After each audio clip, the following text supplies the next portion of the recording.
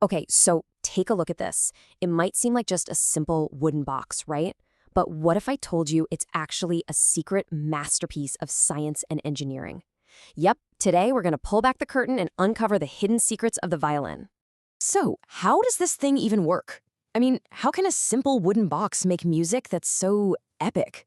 How does it create these incredible sounds that can fill a whole concert hall? Well, it's not magic, I'll tell you that. It's some seriously brilliant design. All right, Chapter 1, Choosing the Perfect Wood. It all starts here. And honestly, for a violin maker, picking the right wood is exactly like you're on a character selection screen in a video game. You're building your ultimate team, and you need different characters with different skills for different jobs.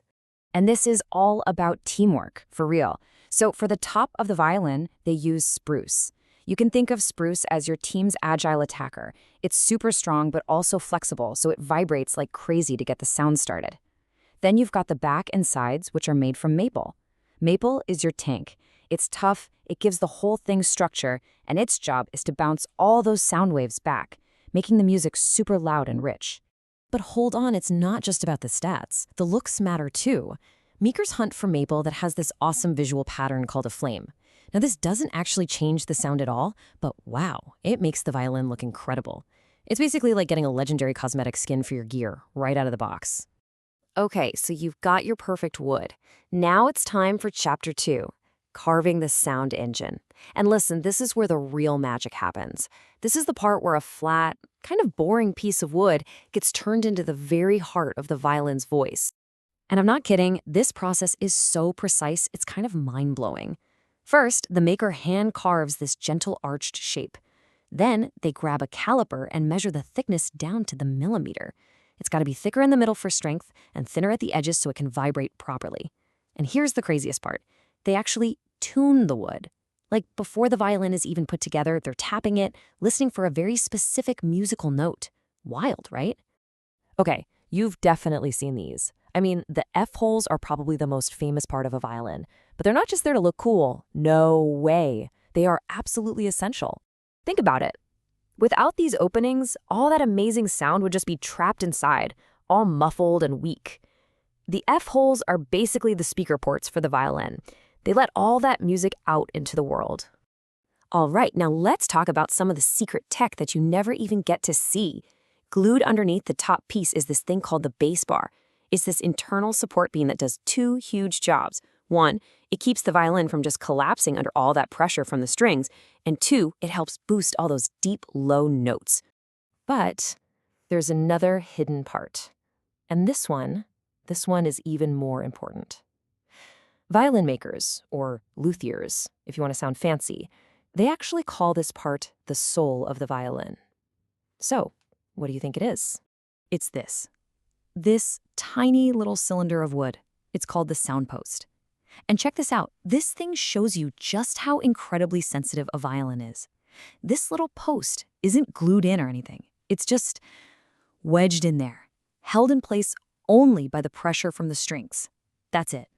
And where this post is placed? Oh, it's everything. Moving it just a millimeter, a tiny bit, can completely change how the violin sounds. It can go from super bright and loud to warm and soft. It is exactly like adjusting your mouse DPI in a game. You know, that tiny little change that gives you a massive boost in performance? That's the sound post. All right, Chapter 3. A violin isn't just a sound machine, right? It's got to be tough enough to last for, like, centuries. So the next few parts are all about combining awesome art with some serious armor. So if you look really close at the edge of a violin, you'll see this super thin decorative border. That's called purfling, and it's not just painted on. Nope, it's actually 3 tiny little strips of wood that are carefully placed into a groove that's carved all the way around the edge. So what does it do? Well, its main job is to be a shock absorber. It's like the violin's phone case. If the violin gets bumped on the edge, the purfling takes the hit and stops a small crack from becoming a massive, screen-shattering disaster. Pretty smart, huh? Next up, we've got the neck. This whole thing is carved from one solid block of maple, so you know it's strong. It's got the peg box where the tuning pegs go, but the coolest part, for sure, is the scroll at the very top. Look at it. It doesn't really do anything for the sound, but it's where the maker gets to be an artist and leave their own personal signature. Okay, Chapter 4.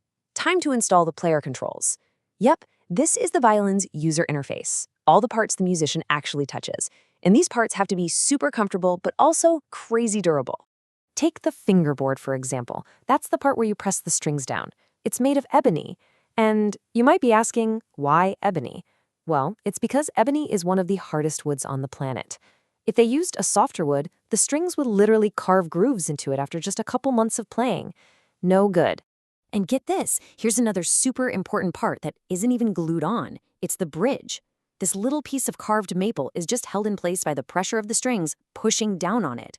Its whole job is to be the messenger. It grabs all the vibrations from the strings and sends them straight down into that sound engine we were just talking about. Okay, we are so close. We're in the final chapter, the final polish and string up. The violin is built, but now it's time for those finishing touches that are going to protect it and finally bring it to life. So varnish. This stuff gives the violin that awesome color and shine. You can think of it like an Instagram filter for the wood. It makes the cool patterns pop, and it protects it from gunk and moisture. But it's a super delicate balance. If you put on a varnish that's too thick, it's like using a filter that's way too strong. It can totally muffle the sound and just ruin everything. And finally, we put on all the accessories. You've got the tailpiece, which holds the strings at the bottom, the chin rest, which makes it comfy to hold, and, of course, the strings themselves. After one last double check to make sure that bridge and the sound post are in the perfect spot, it's ready. So here's the main takeaway. A violin isn't just some box with strings. It's a precision-tuned machine. Every single curve, every little piece, even the ones you can't see, is a tiny masterpiece of engineering. And they all have to work together perfectly to make that incredible music. It really makes you think, doesn't it? Like, what other things we see every day are hiding this much secret science just under the surface? It's pretty cool to think about. Thanks for hanging out with me for this one.